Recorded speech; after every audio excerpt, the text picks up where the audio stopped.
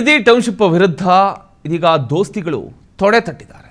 ರೈತರೊಂದಿಗೆ 3 ದಿನ ಜೆಡಿಎಸ್ ಬೃಹತ್ ಪಾದಯಾತ್ರೆಯನ್ನು ನಡೆಸ್ತಾ ಇದೆ. ನಿಖಿಲ್ ಕುಮಾರಸ್ವಾಮಿ ನೇತೃತ್ವದಲ್ಲಿ ನಡೆಯುತ್ತಿರತಕ್ಕಂಥ ಒಂದು ಪಾದಯಾತ್ರೆ ಇದು. ಬೈರಮಂಗಲದಿಂದ ಶುರುವಾದಂತಹ ಪಾದಯಾತ್ರೆ ಜೆಡಿಎಸ್ ಪಾದಯಾತ್ರೆ ಇದು.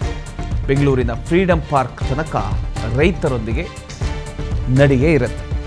ಬಿಡದಿ ಟೌನ್ಶಿಪ್ ಯೋಜನೆಗೆ ವಿರೋಧದ ಅಲೆ ಮತ್ತಷ್ಟು ಜೋರಾಗಿದೆ. ಸರ್ಕಾರದ ಮಹತ್ವಾಕಾಂಕ್ಷಿ ಯೋಜನೆ ವಿರುದ್ಧ ಜೆಡಿಎಸ್ ನಾಯಕರು ತೊಡೆತಟ್ಟಿ ನಿಂತಿದ್ದಾರೆ. ರೈತರ ಹೋರಾಟಕ್ಕೆ ಬೆನ್ನಿಗೆ ನಿಂತು ಬೃಹತ್ ಪಾದಯಾತ್ರೆ ನಡೆಸ್ತಾ ಇದ್ದಾರೆ. ಬಿಡದಿ ಟೌನ್ಶಿಪ್ ಯೋಜನೆಯಿಂದ ರೈತರ ಜಮೀನು ಹಾಗೂ ಸ್ಥಳೀಯರ ಹಿತಾಸಕ್ತಿಗೆ ಧಕ್ಕೆಯಾಗತ್ತೆ ಅನ್ನುವಂಥ ಆರೋಪವನ್ನು ಮುಂದಿಟ್ಟಿರತಕ್ಕಂಥ ಜೆಡಿಎಸ್ ಯಾವುದೇ ಕಾರಣಕ್ಕೂ ರೈತರ ಹಿತವನ್ನು ಬಲಿಕೊಟ್ಟು ಯೋಜನೆ ಜಾರಿ ಮಾಡಬಾರದು ಅಂತ ಆಗ್ರಹಿಸ್ತಾ ಇದೆ. ಇದೇ ಬೇಡಿಕೆಯೊಂದಿಗೆ ಇಂದಿನ 3 ದಿನಗಳ ಕಾಲ ಜೆಡಿಎಸ್ ಪಾದಯಾತ್ರೆ ನಡೀತಾ ಇದೆ. ಪಕ್ಷದ ಯುವ ನಾಯಕ ನಿಖಿಲ್ ಕುಮಾರಸ್ವಾಮಿ ನೇತೃತ್ವದಲ್ಲಿ ಈ ಒಂದು ನಡಿಗೆ ಸಾಗ್ತಾ ಇದೆ.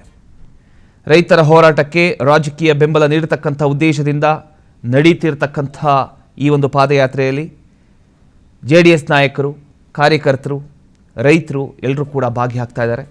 ಸರ್ಕಾರದ ಗಮನ ಸೆಳೆಯುವುದಕ್ಕೆ ಶಕ್ತಿ ಪ್ರದರ್ಶನಕ್ಕೆ ಮುಂದಾಗಿದ್ದಾರೆ. 3 ದಿನಗಳ ಕಾಲ ನಡೆಯಲಿರತಕ್ಕಂಥ ಈ ಒಂದು ಪಾದಯಾತ್ರೆಯ ಮೂಲಕ ಟೌನ್ಶಿಪ್ ಯೋಜನೆ ಕೈ ಬಿಡಬೇಕು ಅಥವಾ ರೈತರ ಹಿತಾಸಕ್ತಿಯನ್ನು ಕಾಪಾಡಬೇಕು ಅನ್ನುವಂಥ ಯೋಜನೆಯಲ್ಲಿ ಬದಲಾವಣೆ ಮಾಡಬೇಕು ಅನ್ನುವಂಥ ಒತ್ತಡವನ್ನು ಸರ್ಕಾರದ ಮೇಲೆ ಹೇರೋದಕ್ಕೆ ಜೆಡಿಎಸ್ ಈಗ ಮುಂದಾಗಿದೆ. ಇನ್ನು ಈ ಒಂದು ಹೋರಾಟ ಕೇವಲ ಪಾದಯಾತ್ರೆಗೆ ಸೀಮಿತ ಆಗುತ್ತಾ ಅಥವಾ ಮುಂದಿನ ದಿನಗಳಲ್ಲಿ ಇನ್ನಷ್ಟು ತೀವ್ರ ಸ್ವರೂಪ ಪಡೆದುಕೊಳ್ಳುತ್ತಾ ಗೊತ್ತಿಲ್ಲ. ಈ ಒಂದು ವಿಚಾರ ಸಾಕಷ್ಟು ಕುತೂಹಲ ಮೂಡಿಸಿದೆ.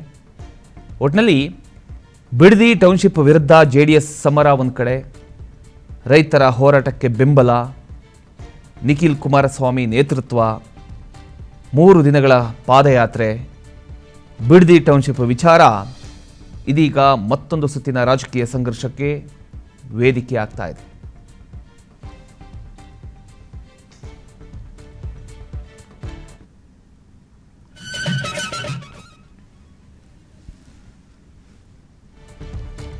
ಆ ದೃಶ್ಯದಲ್ಲಿ ಗಮನಿಸ್ತಾ ಇದ್ದೀರಿ, ಸಾಕಷ್ಟು ರೈತರು ಭಾಗವಹಿಸಿದ್ದಾರೆ. ನಿಖಿಲ್ ಕುಮಾರಸ್ವಾಮಿ ಇದರ ಒಂದು ನೇತೃತ್ವವನ್ನು ವಹಿಸಿಕೊಂಡಿದ್ದಾರೆ. ಬೈರಮಂಗಲದಿಂದ ಶುರುವಾಗುವಂಥ ಈ ಒಂದು ಪಾದಯಾತ್ರೆ ಒಂದಿಷ್ಟು ರಸ್ತೆಗಳ ಮೂಲಕ ಹಾದು ಹೋಗಿ ಕೊನೆಗೆ ಫ್ರೀಡಂ ಪಾರ್ಕ್ವರೆಗೂ ಬಂದು ತಲುಪುತ್ತೆ 3ನೇ ದಿನಕ್ಕೆ. ಇವತ್ತು ಒಂದಿಷ್ಟು ಹಳ್ಳಿಗಳ ಮೂಲಕ ಪಾದಯಾತ್ರೆಯನ್ನು ಮಾಡ್ತಾರೆ.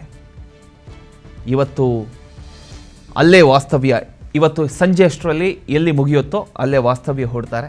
ನಂತರ ನಾಳೆ 2ನೇ ದಿನ ಅಗೇನ್ ಕಂಟಿನ್ಯೂ ಆಗುತ್ತೆ. ನಾಳೆ ಒಂದಿಷ್ಟು ಮುಗಿಸ್ಕೊಂಡು ಫೈನಲ್